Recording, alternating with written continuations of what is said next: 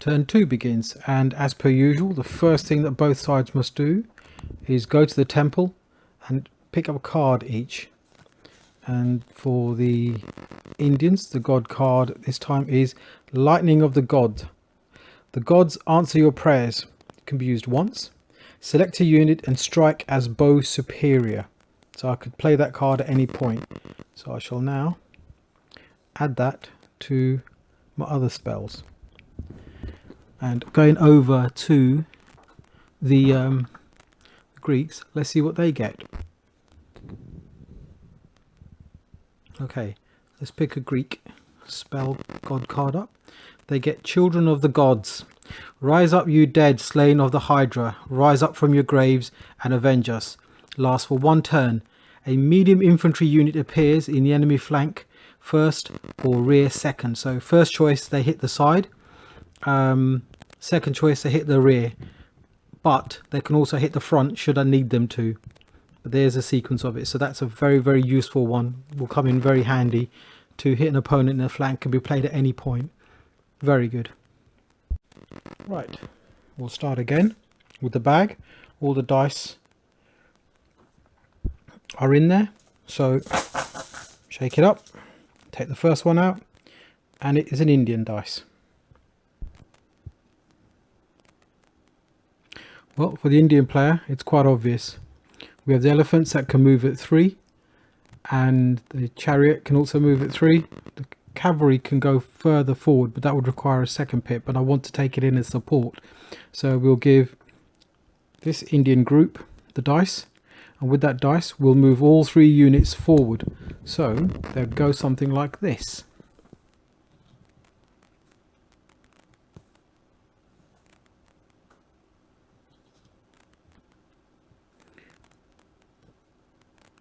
And that cavalry unit there will stop as an overlap. Taking the blessed marker along so you don't forget, and put the dice there. Now, seeing as the supports will be the cavalry and the knights, chariot and the elephant all went in as a group move with this elephant, they all take a dice out of the bag and have it associated to them to indicate that they've also moved and fought and or supported. Now the Alexander and his companions plus the supporting companions also that has been hit, and the javelin has been hit, will also get a dice each. Now would be a good time to correct myself on another point. When a unit is moved or has a fight or a melee, the dice placed behind it is put with a face, a 1 face up. Now this pike block, this red one here, has a choice to make. It either supports the combat, the medium infantry there, or it doesn't support the combat, and when the rest of the pike block moves forward, it moves forward with them. In this instance, the pike block is going to remain stationary and is going to assist in a battle. So we put that to a 3. So that's going to be its action, is to provide dice support into the combat here. Just a little note, I made a bit of an error here. Not much, it's only a little one. That belongs there. And likewise, the blue pike block with the lovely red flag is blessed, and the light horse didn't take their cursed marker with them. Do you blame them? I don't. So, but also it's useful to note who's blessed and who's cursed on the game sheet. It will come in handy. Right, so this is where the combat begins. Now Alexander is going to be in combat with an elephant, so he's going to use up a god card, and he's going to use this one he had earlier on, Children of the Gods, which gives him a medium infantry which appears in the flank first or the rear second. Now as the flank can't be attacked, he's going to go for the rear with some support from Children of of the gods. So they'll be moved to here and attack there. However, this is where the Indian player is going to then play the fate card, and he's going to cancel the god card that's just been played by Alexander. So now the fate has been used, it's discarded and cannot be used again. Likewise, the god card is now being cancelled, so that gets discarded as well. And the infantry that had appeared to assist are now gone as well. So we're back to here. However, the Indian player has decided that they'll play a god card as well. And you can only place one per turn, and they're going to try and zap Alexander with Lightning of the Gods and strike it with as a bow superior before they go into combat. However, the Alexandrians are going to also cancel that out with their fate card. They want to protect Alexander as best as they can. So again, fate card for the Alexandrians and the god card are all discarded. Now, elephants have got 4 dice versus mounted, and knights have also got 4 dice versus mounted. And then you have Alexander, the general himself, and he has got a lovely purple dice to add to the battle. And the elephant has got support from the inferior cavalry, so he adds a dice as well. These dice are all rolled and totaled, each one inflicting damage on the other as cohesion loss. So the Indian dice score 6, 4 there, that's 10, 13, 14 points.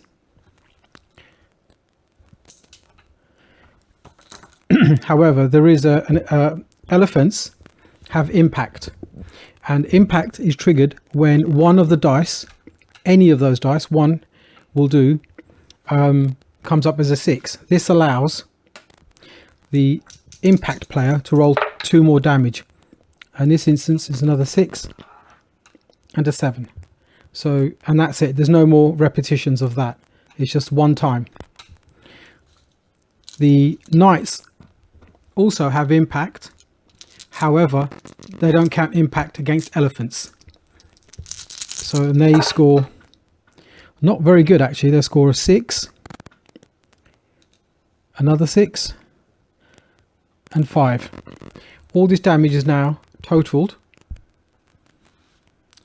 The Indian player has scored 21 and the Alexandrian has scored 17.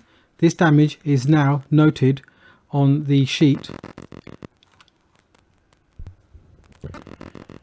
As can be seen, Alexander is now 7 wounds,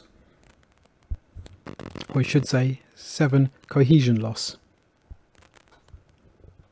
And the Indian blue elephant takes 17 points, leaving him with 13 cohesion. Moving on to the next battle, we have elephants 4 dice, no supports this time as both either side is in combat, and the knights have their 4 dice. These are just plain knights, so there's no support dice from Alexander. So that's 4v4.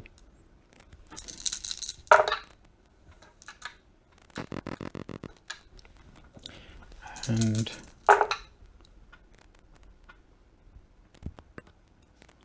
in this instance, the Indians have scored a total of 14 and the Alexandrians have scored a total of 15. No elephant scored a 6, so they don't get impact. This is straight damage to each other. Again, you record these damage on the sheet. Moving on to the chariot combat with the medium infantry. The chariot are knights, and knights get 3 dice versus foot, opposed to the medium infantry who get 2 dice versus mounted, but they have a pike block in support, so they get 1 dice for that. Roll the damage as per normal. The Alexandrians didn't do very well. They scored a maximum of 6, and the knights didn't score a 6, so they don't get the impact, but they scored a maximum of 12. This damage is applied to the units. Once the damage is applied to both the units like this and like that, the dice are then turned to indicate the inferior cavalry did a support, and both Alexander and the blue elephant reduced to below 50% of their wounds makes very little difference now because there's nothing else to attack them, but it's something to note every time you put down a dice as a reminder, because you, for being less than 50% of your wound cohesion wound points, you're at -1 dice. Time to pull another dice out. So let's see what we can get. It's another Indian dice, and I think they will do a similar sort of thing here to the other side. So they'll just step forward to about there,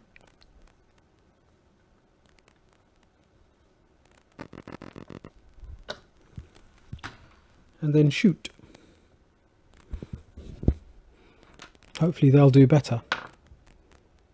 2 points. Well, they double the previous score, so we'll now apply that damage to the red pipe block.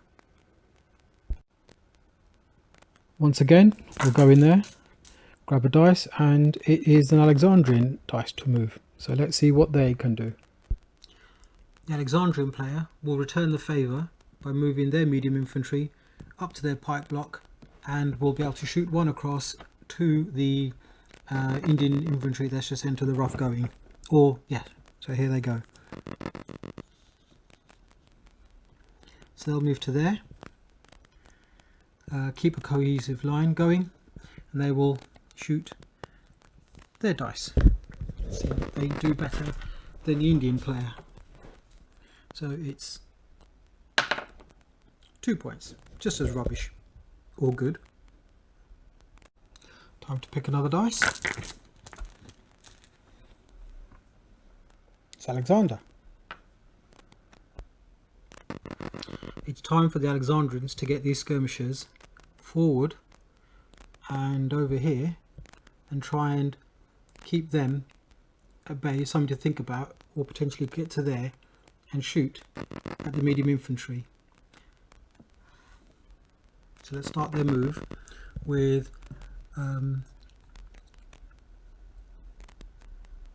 a diagonal move to there, and we'll form a column with the one behind. So that was a movement of 2, and then forward for 1, which puts them to there.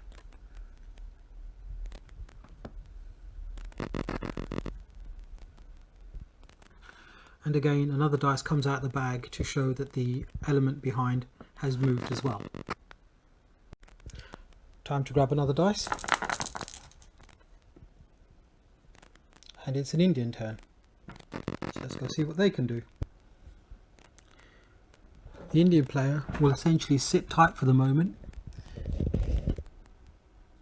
Let's see what's going to happen. So they'll place that there. Not much else to do. So let's just quickly go grab another dice. And it's an Indian player. We'll plonk that down here, because they're just going to stand there. They're not going to go forward. They're only horde. Let's quickly grab another one. That is an Indian player. Well, this elephant is going to, Poros is going to wait. See what happens. For the moment, it looks like he may need to go forward to assist the blue elephant.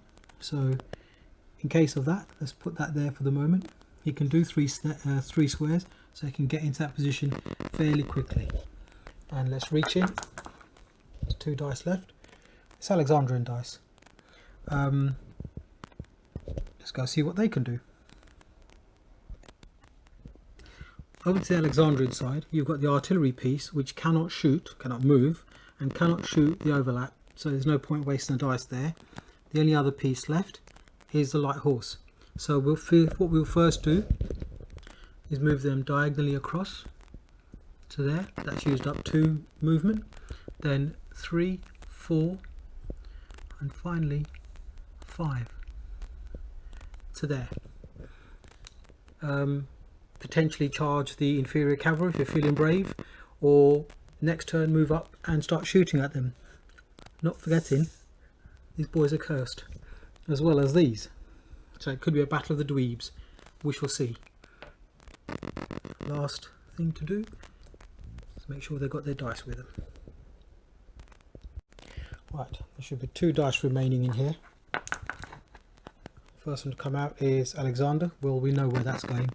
It's going to the artillery that can't do anything. And the last dice is the Indian one, which is going to go to this cavalry unit or knight unit, and just give it that to them.